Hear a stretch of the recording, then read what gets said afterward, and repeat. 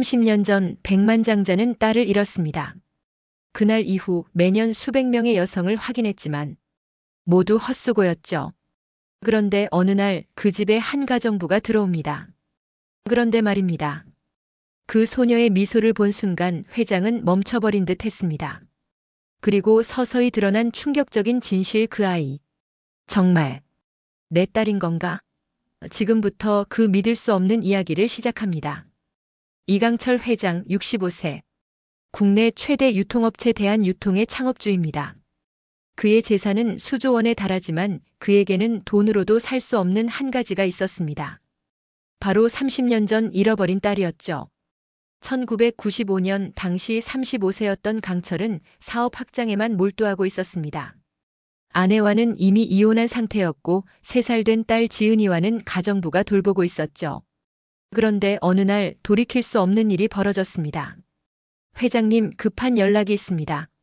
그날도 회의 중이던 강철에게 비서가 다급히 달려왔습니다. 지은이가 사라졌습니다. 공원에서 놀던 지은이가 갑자기 사라진 것이었습니다. 가정부는 잠깐 한눈을 판 사이에 아이가 없어졌다고 했죠. 강철은 미친 듯이 찾아다녔습니다. 경찰, 사설 탐정, 심지어 무당까지. 하지만 딸의 행방은 영영 묘연했습니다. 그때부터 강철의 진짜 지옥이 시작되었습니다. 매일 밤 딸의 이름을 부르며 잠들었고 아침마다 혹시나 하는 마음으로 문을 열어봤죠. 하지만 그곳에는 아무도 없었습니다. 아빠가 미안해, 지은아. 강철은 매년 딸의 생일마다 혼자 케이크를 사서 촛불을 켰습니다. 30개의 촛불을 켜며 빌었죠. 제발 딸이 어디서든 건강하게 살고 있게 해달라고. 그로부터 30년. 매년 수백 건의 제보가 들어왔지만 모두 거짓이었습니다. 강철은 점점 지쳐갔지만 딸 찾기를 포기할 수는 없었습니다. 또 가짜였습니다, 회장님. 이번에도 정숙 집사가 고개를 저으며 들어왔습니다. DNA 검사 결과가 나왔는데 일치하지 않습니다. 강철은 무너지듯 의자에 앉았습니다. 이번엔 정말인 줄 알았는데 그 여성은 나이도 비슷하고 생김새도 어느 정도 닮아 있었거든요. 하지만 결과는 역시 실망뿐이었습니다. 회장님. 정숙이 조심스럽게 입을 열었습니다. 혹시 이제 그만. 아니, 죄송합니다. 강철이 고개를 들었습니다. 그의 눈가에 스치는 깊은 피로감. 30년 동안 쌓인 절망의 무게였습니다. 정수가, 나도 안다. 아마 내 딸은 이미 이 세상에 없을지도 모른다는 걸. 하지만 그는 서랍에서 낡은 사진 한 장을 꺼냈습니다. 3살 된 지은이가 환하게 웃고 있는 사진이었죠. 이 아이가 아빠를 찾고 있을 수도 있잖아. 내가 포기하면 진짜 끝이야. 정숙의 눈가도 촉촉해졌습니다. 30년 동안 이 집에서 일하며 회장의 고통을 지켜본 그녀였거든요. 네, 회장님. 저도 끝까지 도와드리겠습니다. 그날 밤 강철은 또다시 딸의 방에 들어갔습니다. 30년 전 그대로 보존된 방. 인형, 그림책, 작은 옷들. 모든 것이 그때 그대로였죠. 지은아, 아빠가 너를 꼭 찾을게. 아직 포기하지 않았어. 그는 딸의 베개를 끌어안으며 중얼거렸습니다. 하지만 운명은 이미 그의 집 앞에 다가오고 있었습니다. 바로 내일 새로운 가정부가 올 예정이었거든요. 그리고 그 가정부는 그가 30년 동안 찾던 바로 그 사람이었습니다. 그 다음 날은 유독 비가 많이 내렸습니다. 마치 하늘도 30년간의 아픔을 씻어내려는 듯 세차게 쏟아지는 폭우였죠. 오후 3시 대문벨이 울렸습니다. 정숙이 현관으로 나가보니 비에 흠뻑 젖은 채로 서 있는 젊은 여성이 있었습니다. 한소연 29세. 우산도 없이 비를 맞으며 서 있는 그녀의 모습은 마치 30년 전 사라진 그날의 어린 지은이를 연상케 했습니다. 죄송해요. 버스가 고장나서 걸어왔는데 갑자기 비가. 소연이 떨리는 목소리로 말했습니다. 그녀의 눈빛은 맑았지만 어딘가 슬픔이 서려 있었죠. 어머, 얼른 들어오세요. 정숙이 급히 수건을 가져다 주었습니다. 그런데 이상한 일이 벌어졌어요. 소연이 집 안으로 들어서는 순간 30년 동안 아무도 건드리지 않았던 지은이 방의 풍경이 바람에 살랑살랑 흔들렸거든요. 마치 주인이 돌아온 것을 반기는 것처럼 말이에요. 그때였습니다. 2층에서 내려오던 강철 회장이 소연을 보는 순간 계단에서 발을 헛디딜 뻔했습니다. 강철은 자신도 모르게 입 밖으로 소리가 나왔습니다. 그 순간 그의 머릿속에 30년 전 기억이 번개처럼 스쳤거든요. 비 오는 날 3살 된 지은이가 창가에서 빗방울을 보며 웃던 모습이 소연도 마찬가지였습니다. 처음 보는 사람인데 왠지 가슴이 두근거렸어요. 이상해. 왜 이렇게 익숙한 느낌이 들지? 그녀의 눈에서 뜨거운 눈물이 핑 돌았지만 이유를 알 수 없었습니다. 죄송합니다. 옷이 너무 젖어서. 소연이 당황하며 인사했습니다. 강철은 한참 동안 그녀를 바라보다가 이상한 말을 했습니다. 괜찮다. 비 오는 날엔 집에 있어야 하는데. 그리고는 자신이 왜 그런 말을 했는지 몰라 당황했죠. 정숙 집사가 이 장면을 보며 놀랐습니다. 30년 동안 그 누구에게도 따뜻한 말 한마디 건네지 않던 회장이 처음 본 가정부에게 마치 딸을 걱정하는 아버지처럼 말하고 있었거든요. 정숙 씨, 저 사람. 감기 걸리겠어. 따뜻한 옷 좀 주고 뜨거운 차도 끓여줘. 강철이 말했습니다. 네. 알겠습니다. 정숙은 깜짝 놀랐어요. 회장이 직원들 건강을 챙긴 적이 언제였던가요? 더 놀라운 일은 그 다음에 일어났습니다. 소연이 옷을 갈아입고 나오자 강철이 직접 차를 건네며 말했거든요. 몸 따뜻하게 해. 아프면 안 되니까. 그 말을 들은 순간 소연의 마음속 깊은 곳에서 뭔가가 울렸습니다. 어릴 적 꿈에서 들었던 것 같은 따뜻하고 깊은 목소리였거든요. 감사합니다. 소연이 고개를 숙였을 때 그녀의 목 뒤에 있는 작은 점이 보였습니다. 순간 강철의 얼굴이 창백해졌어요. 설마 지은이도 똑같은 자리에 점이 있었는데. 그는 가슴이 터질 것 같았지만 애써 침착하려 노력했습니다. 며칠이 지나면서 더욱 기묘한 일들이 벌어졌습니다. 소연은 아무도 알려주지 않았는데도 강철이 좋아하는 음식을 정확히 알고 있었어요. 심지어 그가 어릴 적부터 불렀던 자장가를 콧노래로 흥얼거리기까지 했죠. 이상해. 왜 자꾸 이 멜로디가 생각나지? 소연이 혼잣말을 했습니다. 그 자장가를 들은 강철은 충격에 빠졌습니다. 그건 30년 전 지은이를 재울 때만 불렀던 노래였거든요. 아무에게도 알려준 적 없는 정수가. 강철이 떨리는 목소리로 불렀습니다. 혹시 이런 일이 있을 수 있을까? 하지만 그는 차마 희망을 품기가 두려웠습니다. 30년 동안 수백 번의 실망을 겪었던 그였으니까요. 그런데 그날 밤 결정적인 사건이 일어났습니다. 소연이 지은이의 방 앞을 지나가다가 갑자기 멈춰 선 거예요. 이 방에서 왜 이렇게 친숙한 냄새가 나지? 그녀는 자신도 모르게 문손잡이에 손을 댔습니다. 그 순간 30년간 잠겨있던 문이 저절로 열렸습니다. 이럴 수가 없어. 설마 정말로. 바로 그때 현관문이 거칠게 열리며 한 남자가 들어왔습니다. 남지훈 35세. 강철 회장의 조카이자 대한유통의 전무이사였죠. 그는 평소처럼 오만한 표정을 지으며 집안을 둘러봤습니다. 삼촌, 집에 계시네요. 지훈이 말했지만 그의 시선은 이미 소연에게 고정되어 있었습니다. 그런데 이 여자는 누구죠? 새로운 가정부다.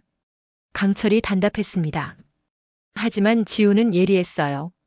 삼촌이 가정부를 바라보는 눈빛이 평소와 완전히 달랐거든요. 이상하다. 삼촌이 저런 표정을 지을 리가 없는데? 지훈의 머릿속에 경보가 울렸습니다.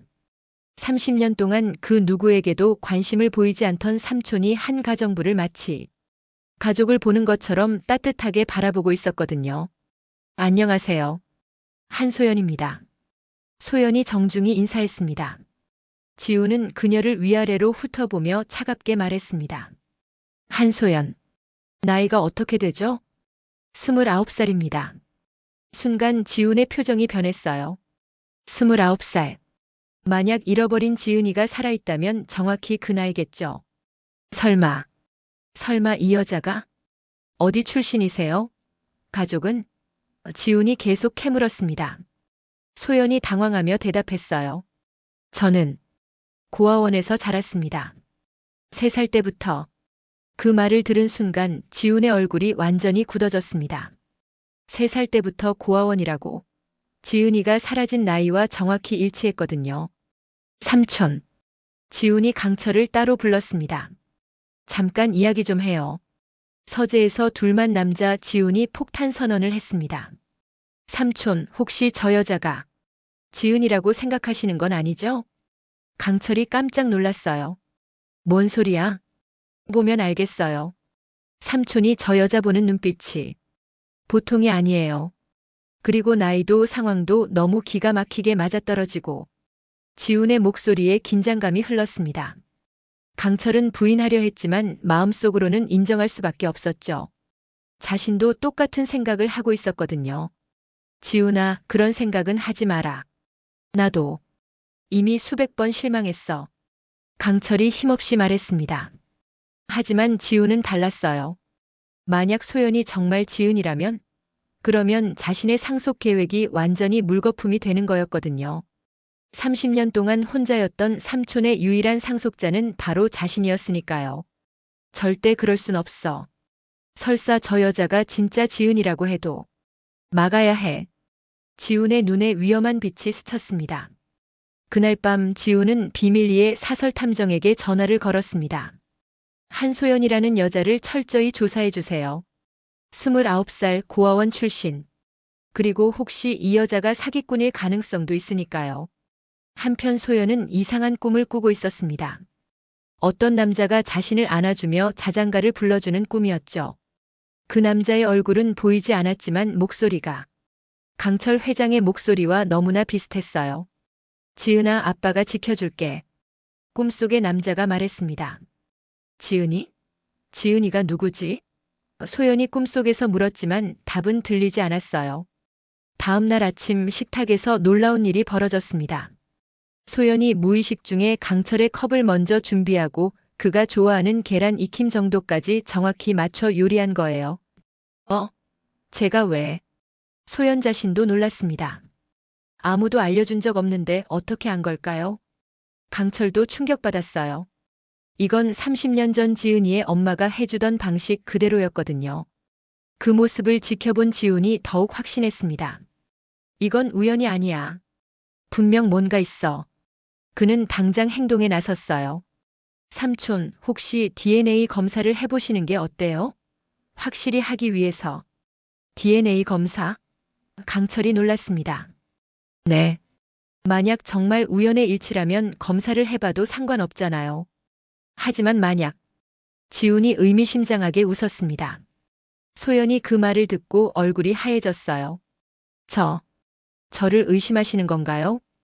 의심이 아니라 확인이죠. 지훈이 냉정하게 말했습니다. 혹시 다른 목적이 있어서 이 집에 온 건 아니겠죠? 그 순간 강철이 벌떡 일어났습니다. 지훈아, 그만해.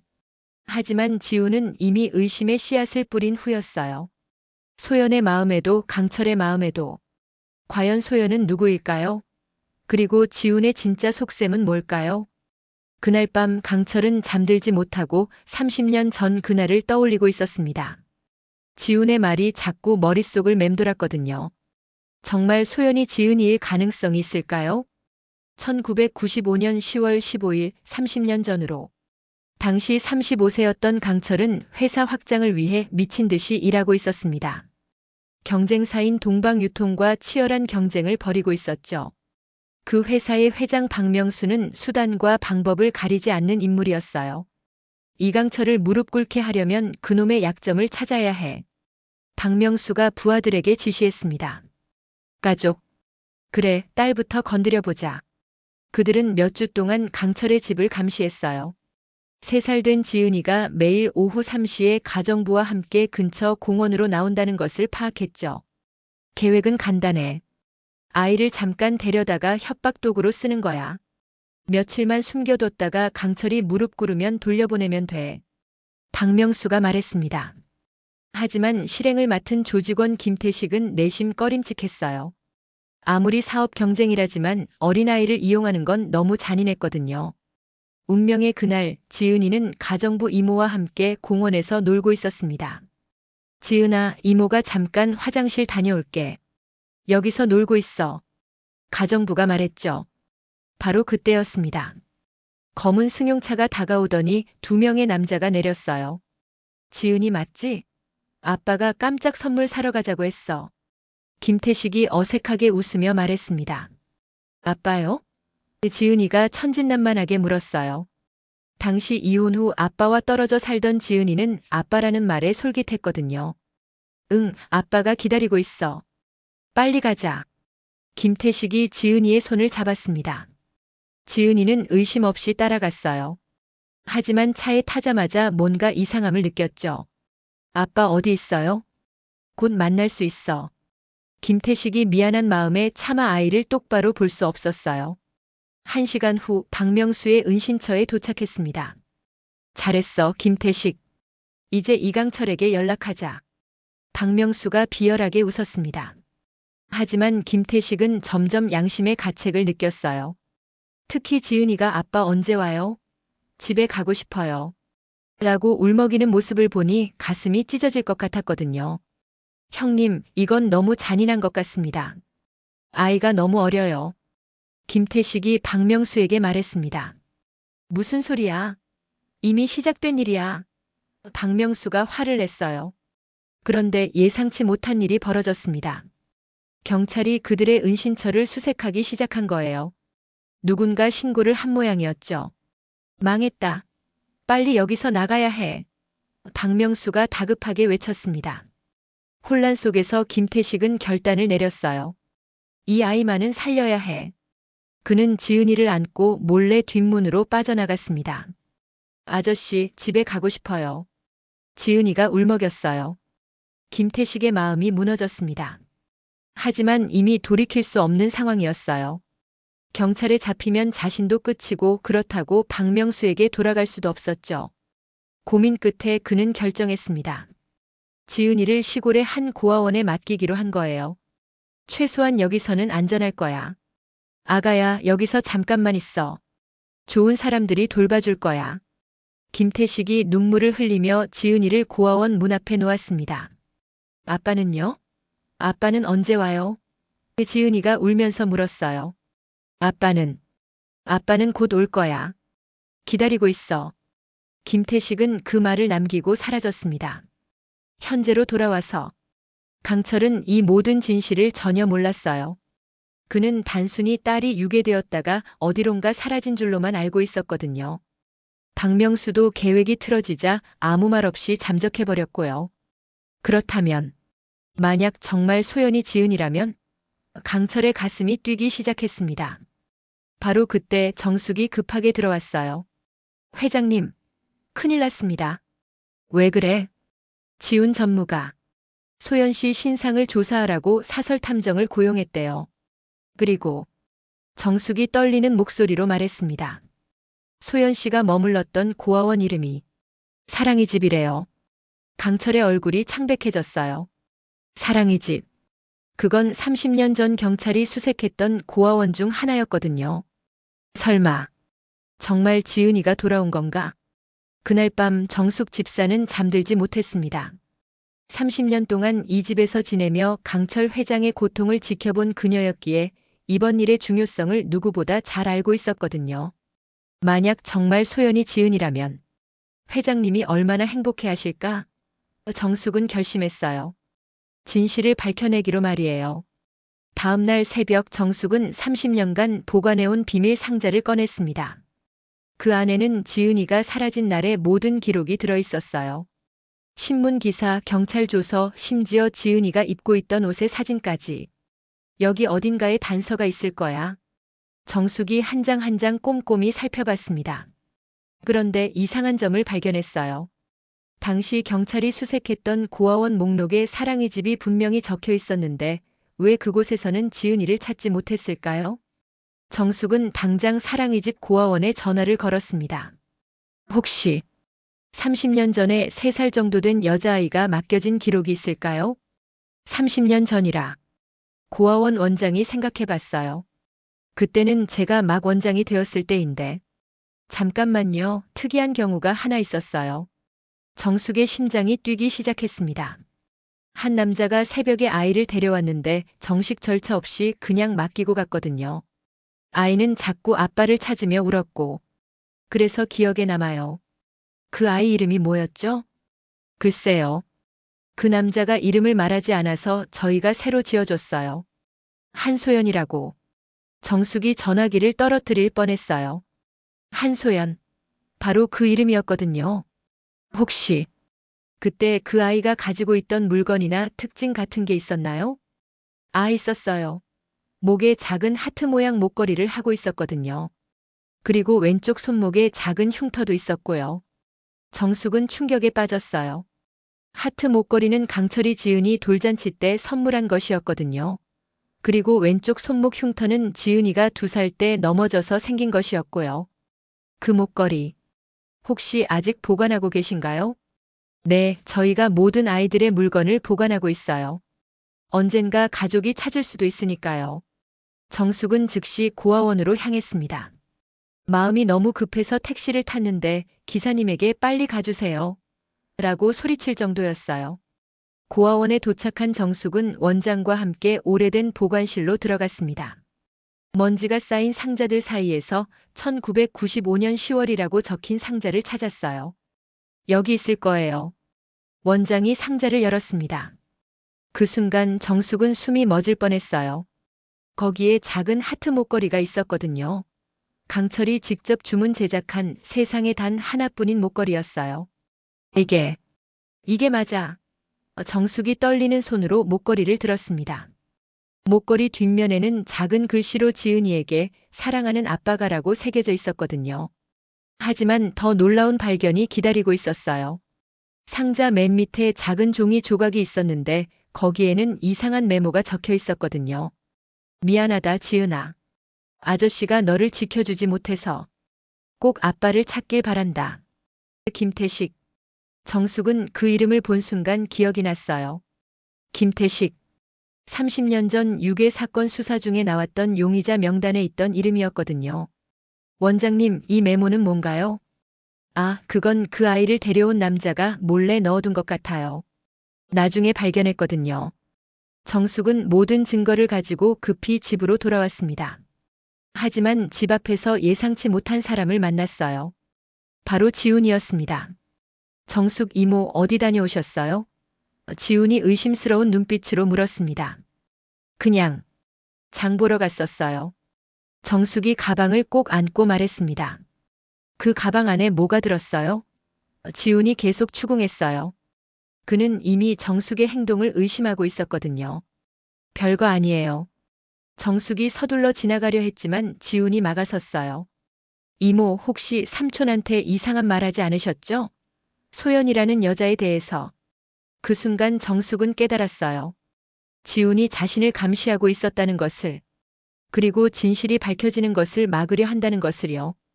전무님, 저는 할 말이 없습니다. 정숙이 단호하게 말하고 지나갔습니다. 하지만 지훈은 포기하지 않았어요. 분명 뭔가 찾은 게 있어. 막아야 해.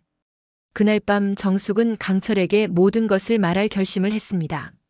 하지만 지훈이 방해할 것을 알고 있었기에 조심스럽게 기회를 노렸어요. 과연 정숙은 이 결정적 증거를 강철에게 전달할 수 있을까요? 다음 날 오후 정숙은 드디어 기회를 잡았습니다. 강철이 서재에서 혼자 있는 시간이었거든요. 그녀는 떨리는 마음으로 하트 목걸이와 김태식의 메모를 가방에 넣고 서재로 향했어요. 회장님, 중요한 말씀이 있습니다. 정숙이 문을 두드렸습니다. 들어와, 정숙아. 강철이 답했죠. 정숙이 문을 열고 들어가려는 순간 갑자기 뒤에서 목소리가 들렸어요. 정숙 이모, 뭐 하시는 거예요? 지훈이 나타난 것이었습니다. 그는 하루 종일 정숙을 감시하고 있었거든요. 아, 전무님. 회장님께 보고 드릴 일이 있어서. 정숙이 당황하며 말했습니다. 보고요? 무슨 보고? 지훈의 눈빛이 날카로워졌어요. 그는 정숙의 가방을 의심스럽게 바라봤죠. 강철이 나왔습니다. 무슨 일이야? 삼촌, 정숙 이모가 뭔가 숨기고 계시는 것 같아요. 지훈이 말했습니다. 어제도 어디 갔다 왔는데 가방을 꼭꼭 숨기더라고요. 정숙의 얼굴이 창백해졌어요. 이러면 안 되는데. 정수가 무슨 일인지 말해봐. 강철이 물었습니다. 정숙이 입을 열려는 순간 지훈이 재빨리 끼어들었어요.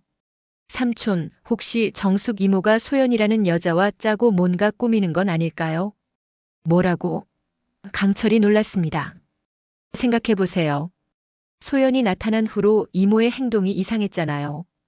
혹시 둘이 미리 계획한 사기극은 아닐까요? 지훈이 독을 뿌렸습니다. 지훈 씨, 그런 말씀은. 정숙이 화를 냈지만 지훈은 계속했어요. 이모 가방 안에 뭐가 들었는지 보여주세요. 떳떳하시다면 못 보여줄 게 뭐 있겠어요? 강철도 점점 의심스러워했어요. 정숙아, 정말 무슨 일인 거야?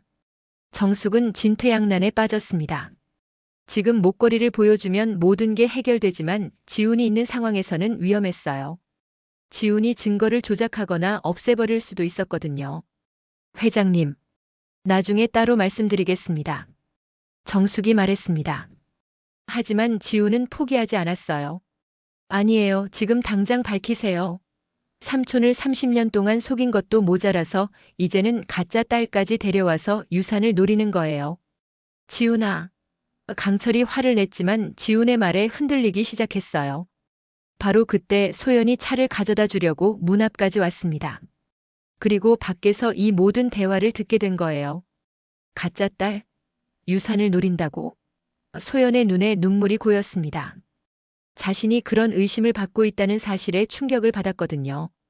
문이 열리며 소연이 들어왔어요. 제가 뭘 잘못했나요?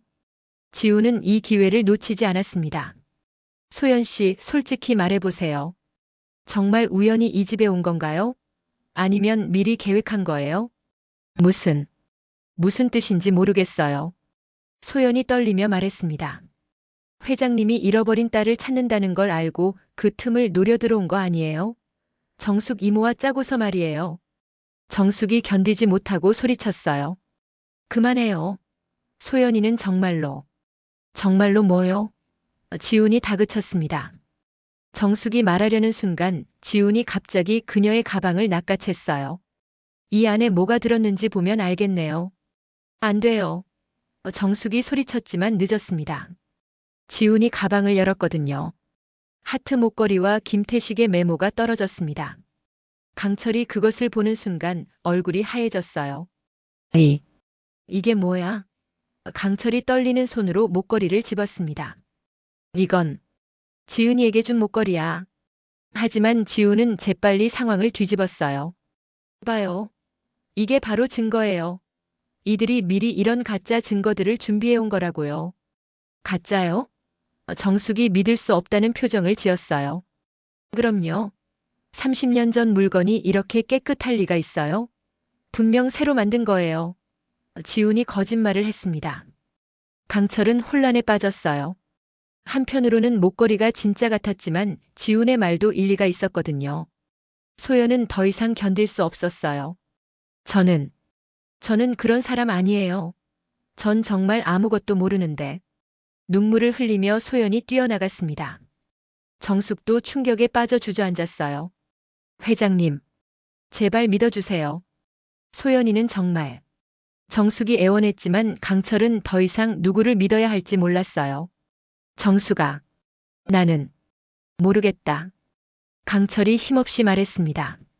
30년 동안 수백 번 속았는데 이번에도. 지훈이 승리의 미소를 지었습니다. 완벽해. 이제 진실은 영원히 묻힐 거야. 그날 밤 소연은 짐을 싸며 울고 있었어요. 나는 정말 누구일까? 왜 이런 일이 벌어지는 걸까? 30년 만에 찾은 진실이 이렇게 무너져 버리는 건가요? 그날 밤 강철은 잠들지 못하고 서재에 앉아 있었습니다. 탁자 위에는 하트 목걸이가 놓여 있었어요. 지훈은 그것이 가짜라고 했지만 강철의 마음은 계속 흔들렸습니다. 정말 가짜일까? 강철이 목걸이를 다시 들어봤어요. 그런데 이상했습니다. 겉보기에는 새 것 같아 보였지만 자세히 보니 미세한 흠집들이 있었거든요. 30년 전 지은이가 가지고 놀던 흔적들이. 바로 그때 창밖에서 울음소리가 들렸어요. 강철이 창을 열고 내려다보니 정원에서 소연이 혼자 울고 있었습니다. 아빠, 저는 정말 아빠가 있었을까요? 소연이 하늘을 보며 중얼거렸어요. 30년 동안 꿈에서만 봤던 그 사람이 정말 제 아빠였을까요? 그 말을 들은 순간 강철의 가슴이 찢어질 것 같았습니다. 30년 전에도 지은이가 똑같은 말을 했었거든요. 아빠, 소연이는 아빠가 있어요? 강철은 급히 밖으로 나갔어요. 소연아. 소연이 깜짝 놀라며 일어섰습니다. 회장님, 죄송해요. 너무 시끄럽게 했나요? 아니다. 그런데 왜 울고 있어? 강철이 다가가며 물었습니다. 저는 정말 모르겠어요. 소연이 눈물을 흘리며 말했어요. 제가 누군지, 왜 이 집에서 이런 기분이 드는지, 그리고 왜 회장님을 보면 가슴이 아픈지. 강철의 눈에도 눈물이 고였어요. 소연아, 전 정말 사기꾼이 아니에요. 그냥 아빠가 그리웠을 뿐이에요. 소연이 흐느끼며 말했습니다. 어릴 때부터 계속 꿈을 꿨거든요. 따뜻한 목소리로 자장가를 불러주는 사람의 꿈을. 그 순간 강철의 기억 속에서 30년 전 장면이 떠올랐어요. 3살 된 지은이가 자신의 품에서 잠들어가며 말했던 것들. 아빠, 소연이는 아빠 없이도 잘 클 수 있어요? 아빠가 없어도 소연이는 착한 아이가 될 거예요. 소연이라는 이름을 지은이가 직접 지었었지. 강철이 깨달았어요. 지은이가 어릴 때 자신의 다른 이름이라며 소연이라고 불러달라고 했던 기억이 났거든요. 소연아. 강철이 떨리는 목소리로 불렀어요. 혹시 어릴 때 하트 모양 목걸이를 가지고 있었니? 소연이 깜짝 놀랐어요. 어떻게 아세요? 고아원에서 자랄 때까지 목에 차고 있었는데 어느 날 갑자기 없어졌어요. 강철의 심장이 뛰기 시작했습니다. 그리고 왼쪽 손목에 작은 흉터가 있지? 소연이 손목을 보였어요. 정말로 작은 흉터가 있었습니다. 이것도 어떻게? 지은아. 강철이 무의식 중에 그 이름을 불렀어요. 지은이요? 소연이 놀랐어요. 그 이름. 왜 이렇게 익숙하게 들리죠? 강철은 더 이상 참을 수 없었어요. 모든 증거, 모든 상황을 떠나서 그의 아버지로서의 직감이 확신을 주고 있었거든요. 소연아, 아니. 지은아.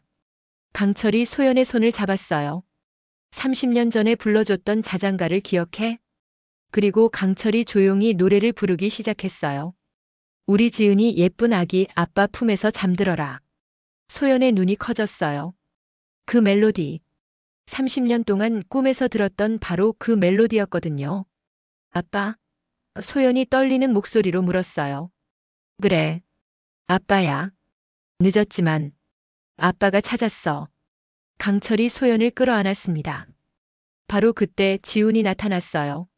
삼촌, 뭐 하시는 거예요? 아직도 그 여자를 믿으시는 거예요? 하지만 강철은 이번에는 흔들리지 않았어요. 지훈아, 이 아이는 내 딸이야. 내가 확신해.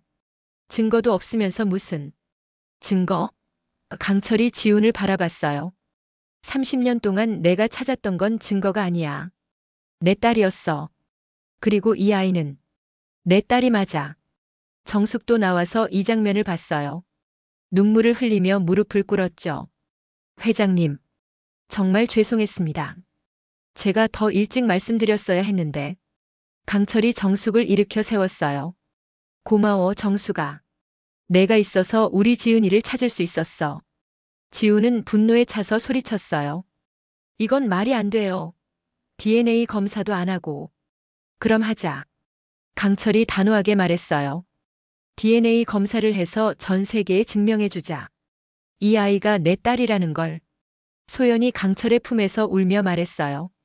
아빠. 정말 아빠예요? 그래, 지은아. 아빠가 30년 동안 찾던 바로 그 딸이야.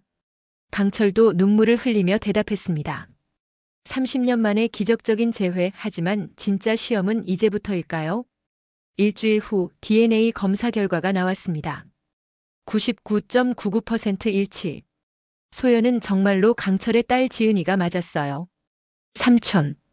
지훈이 결과지를 보며 절망에 빠졌습니다. 하지만 강철은 더 이상 그에게 화내지 않았어요.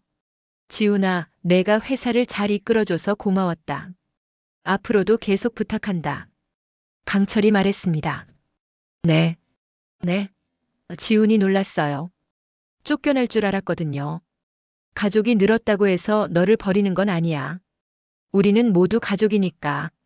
강철의 말에 지훈의 눈에도 눈물이 고였어요. 30년 동안 상속만 생각했는데 정작 중요한 건 가족의 의미였다는 걸 깨달았거든요. 그날 저녁 강철의 집 식탁이 30년 만에 처음으로 가족들로 가득 찼어요. 강철, 소연, 정숙, 그리고 지훈까지. 지은아, 아니. 이제 뭐라고 부르면 될까? 강철이 물었어요. 소연이라고 불러주세요, 아빠. 소연이 웃으며 말했습니다. 30년 동안 그 이름으로 살았으니까. 그리고 아빠가 어릴 때 지어준 이름이잖아요. 강철이 감동했어요. 그래, 우리 소연이. 그런데 아빠. 소연이 조심스럽게 말했어요. 저는 회사 일은 잘 모르겠어요. 그냥 아빠와 함께 있는 것만으로도 충분해요. 무슨 소리야? 강철이 놀랐어요. 전 30년 동안 고아원에서 자라면서 꿈꿔왔던 게 있어요. 작은 카페를 운영하면서 가족과 함께 따뜻한 저녁을 먹는 것. 그게 제 꿈이에요. 강철의 눈가가 촉촉해졌어요. 그래, 내가 하고 싶은 대로 해. 아빠가 응원할게. 정말요? 소연이 기뻐했어요. 대신 조건이 하나 있어. 강철이 웃으며 말했습니다. 그 카페 단골 손님 1호는 아빠가 할 거야. 네. 소연이 환하게 웃었어요. 정숙이 지켜보며 말했어요. 회장님 30년 동안 기다린 보람이 있으시겠어요. 정숙아, 너도 고생 많았어. 이제는 우리 가족 일원으로 계속 함께하자. 강철이 말했습니다. 지훈도 용기를 내어 말했어요. 소연아. 아니, 누나. 그동안 정말 미안했어. 이제부터는 진짜 가족처럼 지내고 싶어. 소연이 지훈의 손을 잡았어요. 오빠. 저도 오빠가 있다는 게 신기해요. 30년 동안 혼자였는데. 6개월 후. 소연은 정말로 작은 카페를 열었어요. 카페 이름은 하트였죠. 30년 전 아빠가 선물한 목걸이를 기념해서 말이에요. 매일 아침 6시 강철이 제일 먼저 카페에 와서 커피를 마시며 딸과 대화를 나눴어요. 아빠, 오늘도 이렇게 일찍 오셨네요. 소연이 웃으며 커피를 내려줬습니다. 우리 딸이 만든 커피가 세상에서 제일 맛있거든. 강철이 대답했어요. 아빠. 소연이 갑자기 진지해졌어요. 30년 동안 저를 찾느라 고생하셨죠? 고생? 강철이 고개를 저었어요. 그 시간들이 있었기에 지금 이 순간이 더 소중한 거야. 하루하루가 기적 같아. 저도요.